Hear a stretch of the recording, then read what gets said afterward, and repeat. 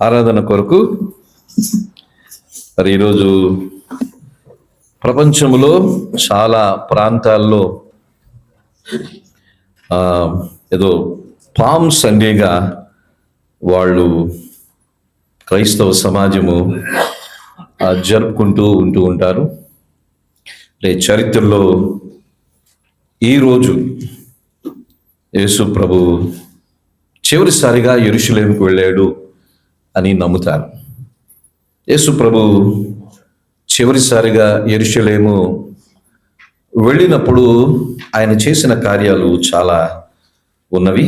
సరే, అది చరిత్ర, అది ఈరోజే జరిగిందా లేదా అన్నది మనకి పెద్దగా ప్రస్తుతం కాదు. కానీ ఆ సందర్భాన్ని కూడా మనము ధ్యానం చేసుకునే అవకాశం దేవుడు ఇచ్చాడు. మరి 3 వచన భాగాల్ని మనము చదువుకుందాం. మత్తయి సువార్త 21వ అధ్యాయం. మత్తయి సువార్త 21వ అధ్యాయం మనం చూసినట్లయితే మొదటి 4 వచనాల్ని చదువుకుందాం. మత్తయి సువార్త 21వ అధ్యాయము మొదటి 4 వచనాల్ని అందరము కలిసి చదువుకుందాం. తర్వాత యెరూషలేమునకు అందరం కలిసి చదువుకుందాం. తర్వాత యెరూషలేమునకు సమీపించి ఒలీవ చెట్ల కొండ దగ్గర ఉన్న బెత్షెగేకు వచ్చినప్పుడు యేసు తన శిష్యుల్లో 2 చూచి, మీ ఎదుటనున్న గ్రామమునకు వెళ్ళగానే కట్టబడి ఉన్న ఒక గాడిదనియు దానితోనున్న ఒక గాడిద పిల్లయు మీకు కనబడెను. వాటిని విప్పి నా యొద్దకు తోడుకొని రండి. ఎవడైనను మీతో ఏమైనను అని ఎడల అది ప్రభువునకు కావలసి ఉన్నదని చెప్పవలెను. వెంటనే అతడు వాటిని తోలి పెట్టునని చెప్పి వారిని పంపెను. ప్రవక్త వలన చెప్పబడినది నెరవేరినట్లు ఇది జరిగేను. చాలు. అలాగే మార్కు సువార్త 11వ అధ్యాయం. మార్కు సువార్త 11వ అధ్యాయము మొదటి 3 వచనాలు చదువుకుందాం. మార్కు సువార్త 11వ అధ్యాయము 3 వచనాలు. వారు యెరూషలేమునకు సమీపించి ఒలీవల కొండ దగ్గరున్న బెత్షెగే బేతనియా అను గ్రామములకు వచ్చినప్పుడు ఆయన తన శిష్యుల్లో 2 చూచి, మీ ఎదుటనున్న గ్రామమునకు వెళ్ళుడి. అందులో మీరు ప్రవేశింపగానే కట్టబడి ఉన్న ఈ యొక్క గాడిద పిల్ల కనబడును. దాని మీద ఏ మనుష్యుడును ఎప్పుడునూ కూర్చుండలేదు. దానిని విప్పి తోలుకొని రండి. ఎవడైనాను మీరెందుకు ఇలాగూ చేయుచున్నారని మిమ్మల్ని అడిగిన యెడల అది ప్రభువునకు కావలసి ఉన్నదని చెప్పుడి. తక్షణమే అతడు దాన్ని ఇక్కడికి తోలి పంపునని చెప్పి వారిని పంపెను. లూకా సువార్త 19వ అధ్యాయము. లూకా సువార్త 19వ అధ్యాయము 29వ వచనము నుండి 31వ వచనం వరకు. లూకా సువార్త 19వ అధ్యాయం 29 నుంచి 31వ వచనం వరకు. ఆయన ఒలీవల కొండ దగ్గరనున్న బెత్షెగే బేతనియాను గ్రామముల సమీపమునకు వచ్చినప్పుడు తన శిష్యులు 2 పిలిచి, మీరు ఎదుటనున్న గ్రామమునకు వెళ్ళుడి. అందులో మీరు ప్రవేశింపగానే కట్టబడి ఉన్న ఒక గాడిద పిల్ల మీకు కనబడను. దాని మీద ఏ మనుష్యుడును ఎన్నడూనూ కూర్చుండలేదు. దానిని విప్పి తోలుకుని రండి.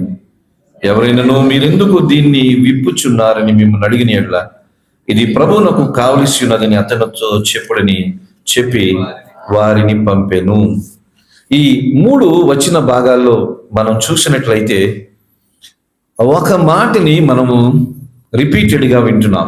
ఏమిటంటే, కట్టబడి ఉన్న గాడిద పిల్ల విప్పబడుట.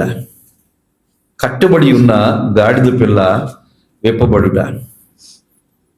కోల్ట్ అంటాం, గాడిద పిల్లని కోల్ట్ అంటాం, COLT, కోల్ట్. సో రిలీజింగ్ ఏ టైడ్ కోల్ట్ అంటాం. కట్టబడి ఉన్న గాడిద పిల్లని విప్పుట అన్నది మనం చూస్తాం.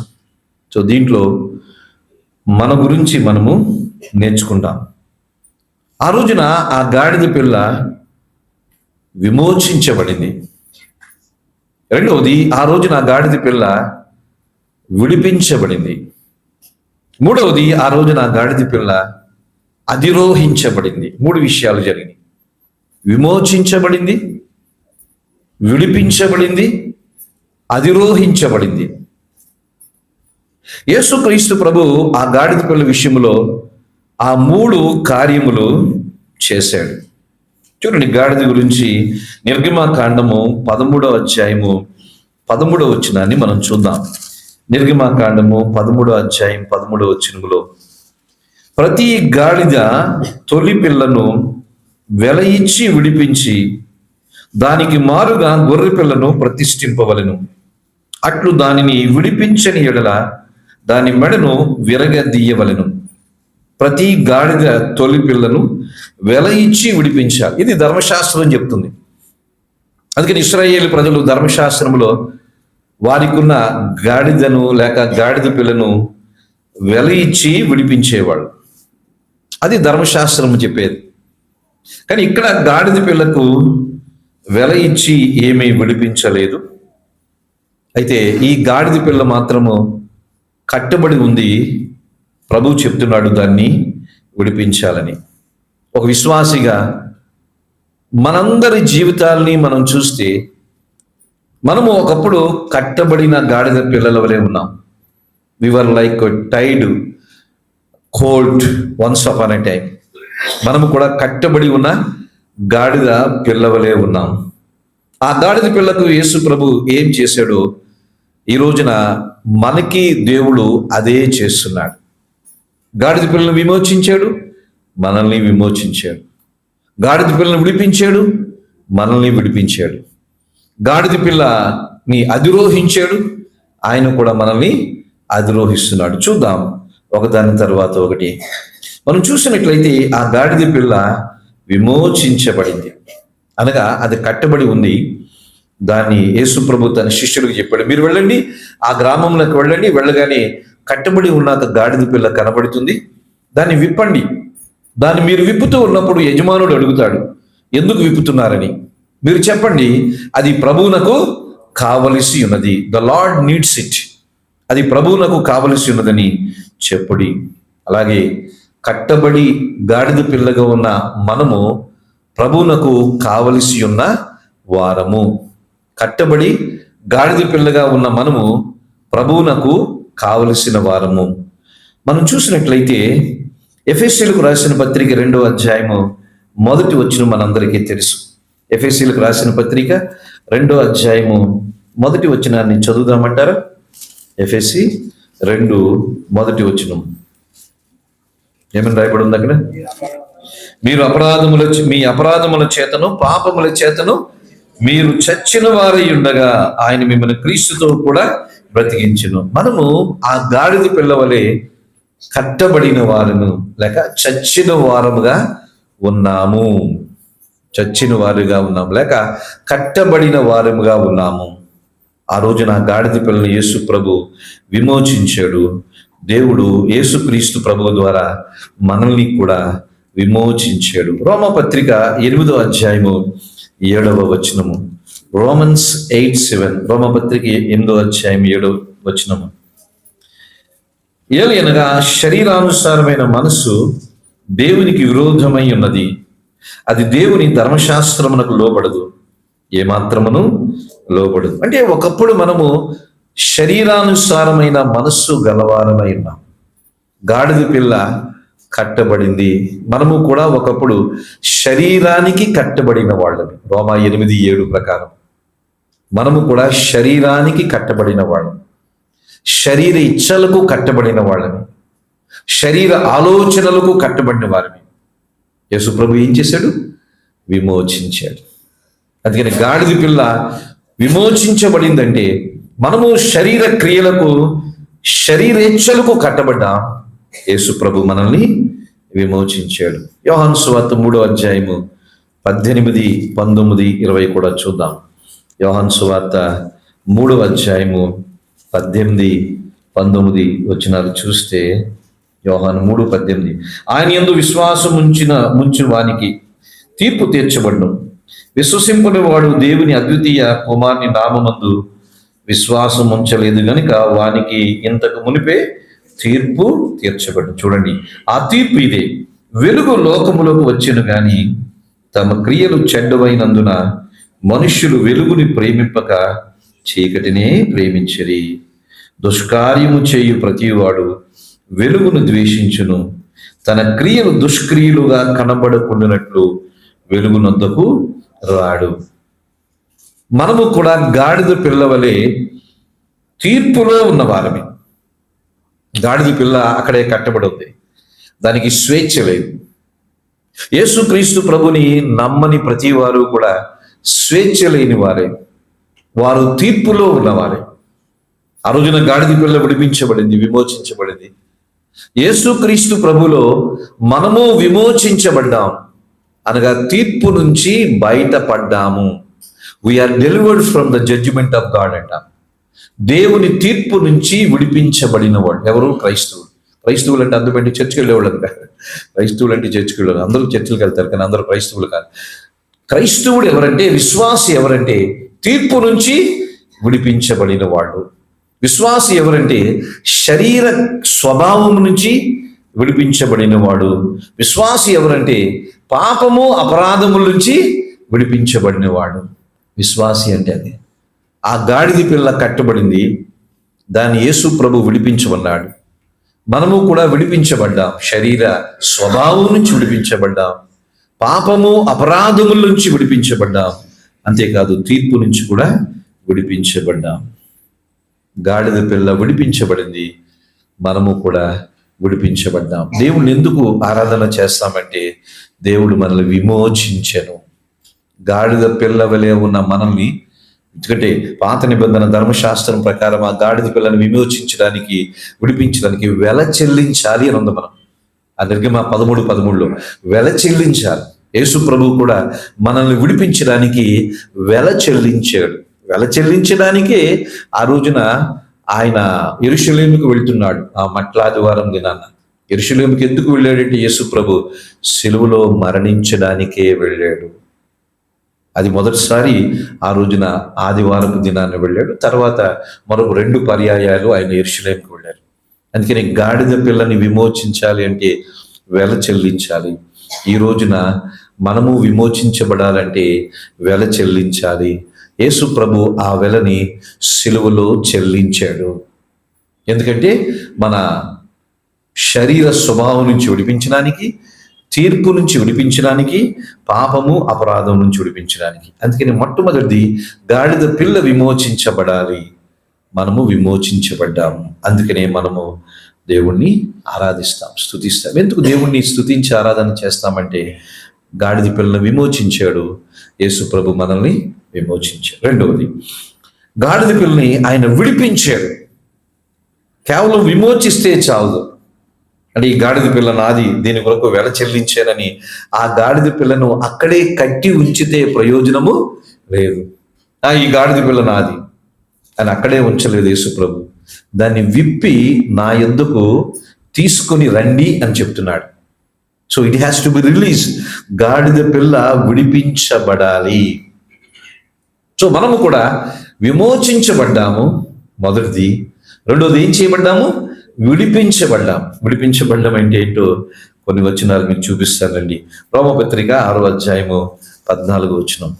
రోమపత్రిక 6 మీరు బైబిల్ కూడా తీయండి.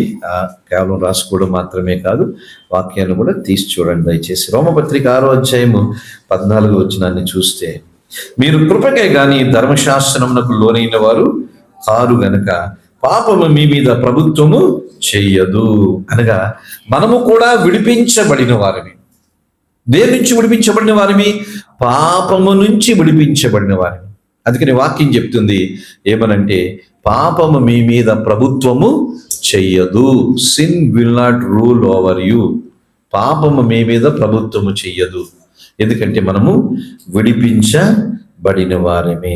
యోహాను సువార్త 8:36 చూద్దాం. యోహాను సువార్త 8:36 చూస్తే యేసు ప్రభు ఏమంటున్నాడో చూడండి. కుమారుడు మిమ్మలను స్వతంత్రులుగా చేసిన యెడల మీరు నిజముగా స్వతంత్రులై ఉందురు. చూసారా, కుమారుడు మిమ్మల్ని నిజముగా స్వతంత్రులుగా చేసిన యెడల అంటే యేసు ప్రభు మనల్ని ఏమి చేశాడంటే స్వతంత్రులుగా చేసేవారు. అందుకని యేసు ప్రభువుని నమ్ముకున్న వారు దేనికి బందీలుగా ఉండరు. యేసు ప్రభువుని నమ్ముకున్న వారు దేనికి కట్టబడరు. ఒక ఆచారానికి కట్టబడము, ఒక సాంప్రదాయానికి కట్టబడము. యేసు ప్రభువుని నమ్ముకున్న వాళ్ళు ఒక దినానికి కట్టబడం. యేసు ప్రభుని నమ్మని వాళ్ళు ఏదో ఒక దానికి కట్టబడతారు, ఏదో ఒక దానికి బందీలు అవుతారు. చూడండి, కొన్నిసార్లు మనం చూసినట్టయితే ఏదో ఒక ఆచారానికి బందీలు అవుతారు. చివరికి ఏదో ఒక క్రమమునకు కూడా బందీలు అయిపోతారు. ఆ క్రమము అంటారు. అది దేవుడు పెట్టిందా, మనిషి పెట్టిందా? మనిషి పెట్టాడు. క్రమము, ఆచారం అంటే అర్థం చెప్తాను. గత రాత్రి ఒక వాక్యాన్ని చెప్తూ ఒక దగ్గర ఆ ఇంటర్నెట్లో ఇది చెప్పాను. సాంప్రదాయం అంటే అర్థం ఏంటో చాలా చక్కగా గత రాత్రి నేను తెలుసుకున్నాను, వాళ్ళకి చెప్పాను. సాంప్రదాయం అంటే అర్థం ఏమిటంటే, సాంప్రదాయం అన్న ఆచారం, ట్రెడిషన్. సాంప్రదాయము ఆచారం అంటే అర్థం ఏంటో చెప్తున్నాను. ఒక మనిషి ద్వారా ప్రారంభించబడి ఇంకొక మనిషికి ప్రసారం అయ్యేది. అంటే ఆచారము సాంప్రదాయం అంటే అర్థం ఏంటంటే, మనిషే కనిపెట్టాడు, ఇంకొక మనిషి దాన్ని వాడుతున్నాడు. దాన్ని ఆచారము సాంప్రదాయం అంట. అర్థమైంది కదా?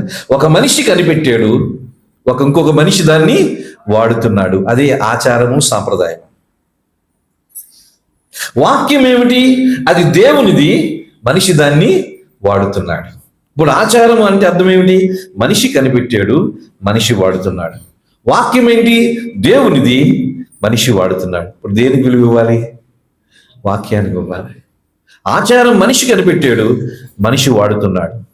వాక్యము దేవుడు కనిపెట్టాడు, లేక వాక్యము దేవుంది, అది మనుషులుగా మనము వాడతాం. Tradition are made by men and men are using, but the word of God is God's word and people have to follow. అందుకని ఆచారము సాంప్రదాయము మనిషి తీసుకుని వచ్చాడు, ఇంకొక మనిషి ఆచరిస్తున్నాడు. వాక్యము దేవుడు తీసుకుని వచ్చాడు, మనిషి ఆచరిస్తున్నాడు. దేవుడు తీసుకొచ్చేదానికి విలువ ఇవ్వాలి, మనిషి తీసుకొచ్చేదానికి పెద్దగా విలువ ఇవ్వకూడదు. అందుకని మనం చూస్తే మనము విడిపించబడ్డాం. దేని నుంచి విడిపించబడ్డాం? రోమా 6:14 ప్రకారము పాపము నుంచి విడిపించబడ్డాం. పాపము మన మీద ఏలుబడి చెయ్యదన. రెండవది, దేని నుంచి విడిపించబడ్డాం? యేసుక్రీస్తులో ఉన్న మనము నిజముగా స్వతంత్రులమి. హి హస్ గివెన్ లిబర్టీ అంటాం.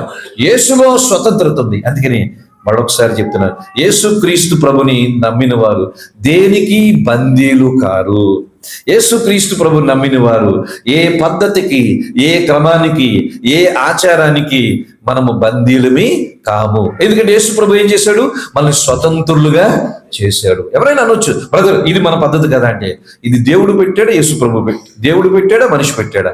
దేవుడు పెడితే పాటిద్దాం, మనిషి పెడితే నీకు నచ్చినట్టు పాటించు, నచ్చినోడు పాటిస్తాడు. మనిషి పెట్టింది నచ్చినోడు పాటించవచ్చు, నచ్చిన వాళ్ళు విడిచిపెట్టచ్చు. కానీ మనిషి పెట్టింది నచ్చినా నచ్చకపోయినా అందరూ దాన్ని పాటించాలి. సో అందుకని యేసు ప్రభు మనకి ఏమి ఇచ్చాడు? స్వతంత్రత ఇచ్చాడు, స్వేచ్ఛనిచ్చాడు. యేసులో మనకి స్వేచ్ఛ ఉంది. యూదులు అంటారు, ఆ యోహాను సువార్త 8వ అధ్యాయంలో మనం చదువుకున్నాం కదా, యూదులు ఏమంటారో చూడండి. 37వ వచనంలో, మీరు అబ్రహాము సంతానమని నాకు తెలియను, అయినను మీలో నా వాక్యమునకు చోటు లేదు గనుక నన్ను చంప చూచున్నారు. ఎందుకంటే యూదులు ఏమంటారంటే, మేమెప్పుడు దాసులుగా ఉన్నాం. యూదులు ఏమంటారంటే, నువ్వేదో మాకు స్వాతంత్రం ఇస్తామంటున్నావు కదా, అంటే నువ్వు మాకు స్వాతంత్రం ఇస్తాను అంటున్నావు, అంటే మేము దాసులుమా బానిసలుమా అని అంటున్నారు. ఎందుకంటే మేము అబ్రహాము సంతానాలమే, మేము ఎవరికి దాసులము కాదంటున్నాడు. అప్పుడు యేసు ప్రభు అంటాడు, కాదు బాబు, మీరు అబ్రహాముకి దాసులు. ఎందుకంటే ఎప్పుడు ఎవరి పేరు చెప్పుకుంటారు? అబ్రహాం పేరు చెప్పుకుంటారు. ఇలాగ మనం కూడా ఎప్పుడు ఎవరో ఒకరు పేరు చెప్పుకుంటే వాళ్ళకి మనం ఎవరిమి? దాసులమి. యూదులు ఎప్పుడు ఎవరి పేరు చెప్పుకుంటారు? అబ్రహాం. ఈ కొన్ని సంఘాలు ఎవరి పేరు చెప్పుకుంటారు? ఎవరో పేరు చెప్పుకుంటారు. అంటే ఇప్పుడు వాళ్ళు ఎవరికి దాసులు? వాళ్ళకి దాసులు. బైబిల్ మిషన్ వాళ్ళు ఎవరికి దాసులు అంటే, దేవదాసయ్య గారు పరిశుద్ధుడు, దేవదాసయ్య గారు గొప్ప భక్తుడు, ఆయనలో అసలు లోపమే లేదు. కానీ ఎక్కువగా మనిషి పేరుని పెట్టుకుంటాం. అలాగే ఒక్కొక్కరు ఒక పేరు పెట్టుకుంటారు. యూదులు ఎవరి పేరు పెట్టుకుంటారు? అబ్రహాం. ఎప్పుడు అబ్రహాం అబ్రహాం అబ్రహాం అంటారు. అందుకని యూదులు ఎవరికి దాసులు? ఇప్పుడు అబ్రహాం.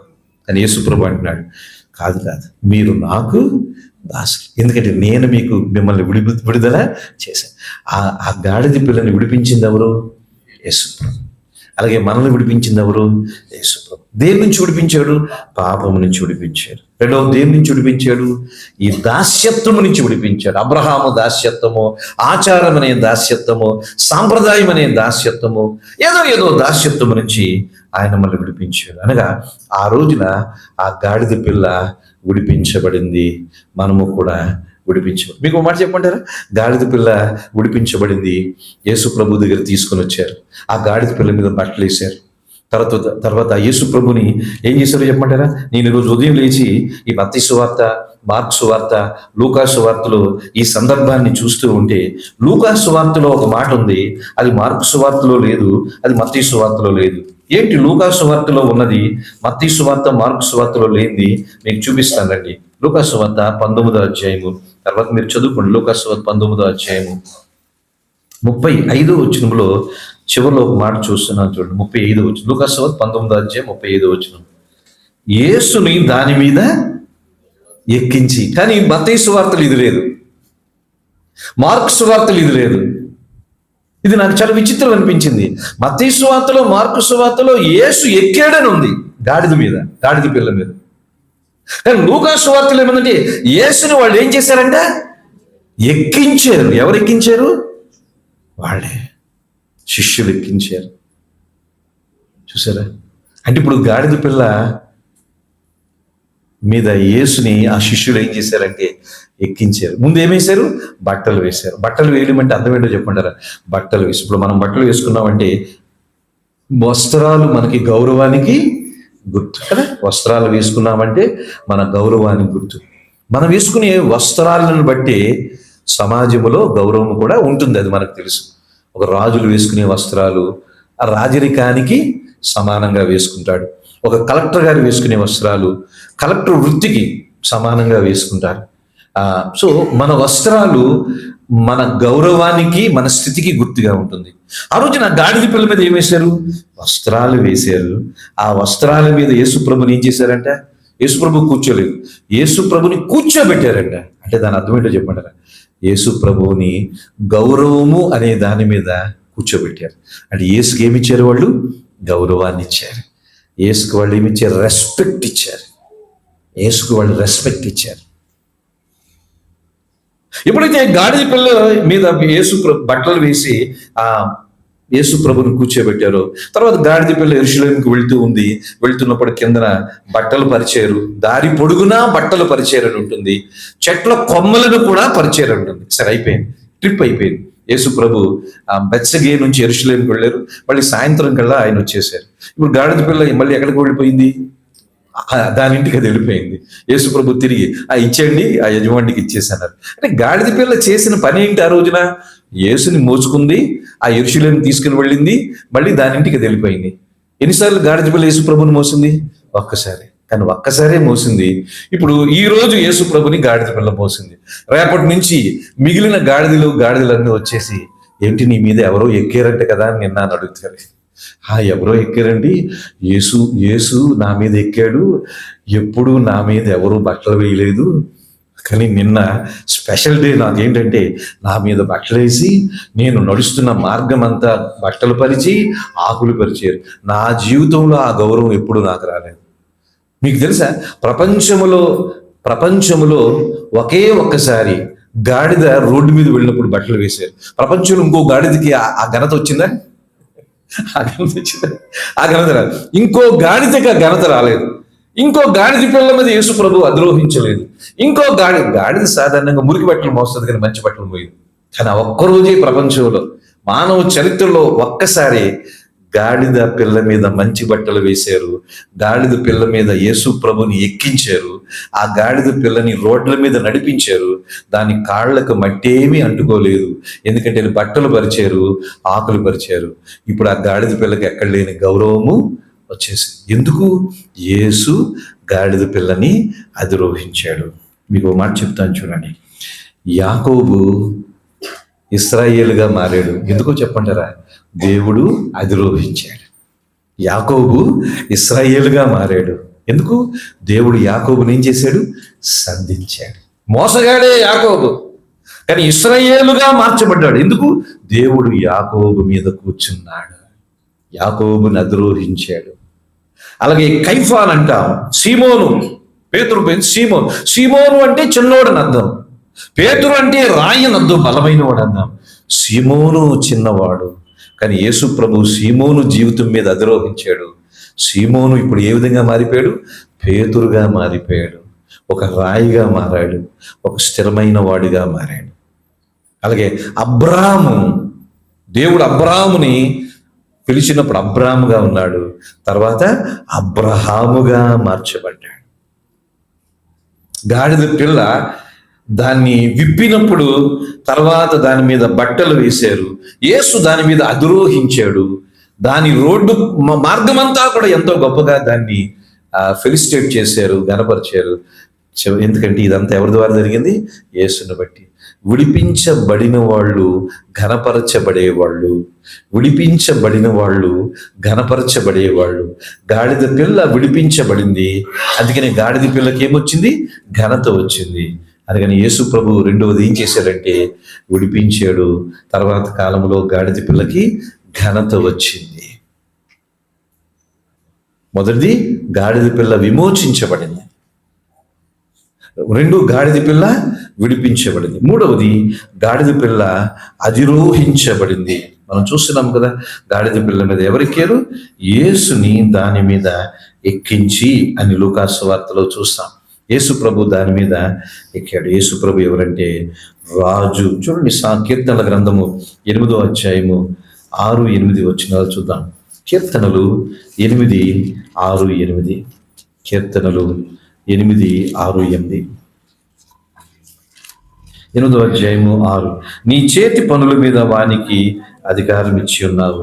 గొర్రెలన్నింటినీ, ఎడ్లన్నింటినీ, అడవి మృగములను, ఆకాశ పక్షులను, సముద్ర మత్స్యములను, సముద్ర మార్గంలో సంచరించి వాటన్నింటినీ వాని అంటే మనిషికి దేవుడిచ్చిన అధికారము, మనిషికి దేవుడిచ్చిన అధికారము, మనిషికి దేవుడిచ్చిన ఉన్నతమైన స్థితి ఏంటో మనం అర్థం చేసుకుంటున్నాం. ఎందుకంటే యేసు ప్రభు ఆ మనిషి మీద ఏం చేశాడు? అలాగ అధిరోహించాడు. మనల్ని పాలిస్తుంది ఎవరు? ప్రభు. మనల్ని పాలిస్తుంది ఎవరు? ప్రభు.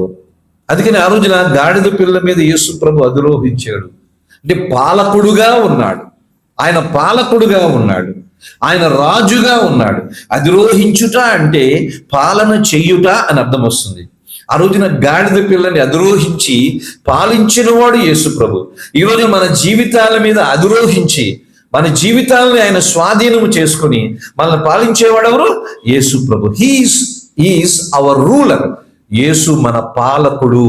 అందుకని రోమపత్రిక చూడండి, రోమపత్రిక 10వ అధ్యాయము, మనకి ఇది బాగా తెలుసు. రోమపత్రిక 10వ అధ్యాయం 9వ వచనం చూస్తే, అదేమనగా యేసు ప్రభువని నీ నోటితో ఒప్పుకొని దేవుడు మృతుల్లో నుండి ఆయన లేపనని నీ హృదయమందు విశ్వసించిన యెడల నువ్వు రక్షించబడు.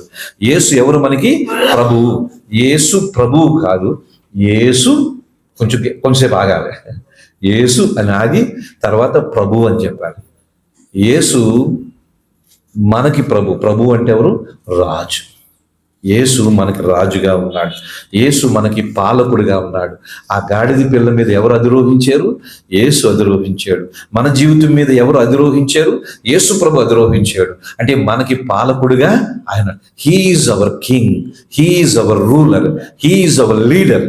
ఆయనే మనకు రాజు, ఆయనే మనకు నాయకుడు, ఆయనే మనకి ప్రభు అయి ఉన్నాడు. అందుకని ఆ రోజున గాడిద పిల్లకు 3 జరిగినాయి. మన జీవితంలో కూడా దేవుడు 3 కార్యాలు చేశాడు. గాడిద పిల్ల విమోచించబడింది, వెల చెల్లించబడింది. గాడిద పిల్ల విడిపించబడింది.